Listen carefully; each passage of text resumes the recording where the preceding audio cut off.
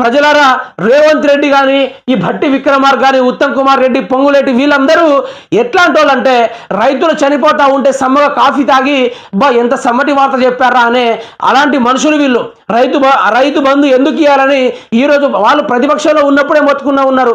కానీ మా తెలంగాణ రాష్ట్ర ప్రజలు మార్పు కావాలి, కాంగ్రెస్ రావాలని కాంగ్రెస్ అధికారులను తీసుకొచ్చినప్పటికీ ఈరోజు రైతు బంధు అనేది పూర్తి స్థాయిలో సిక్ అనుకుంటా ఊడ్చేసిళ్ళు.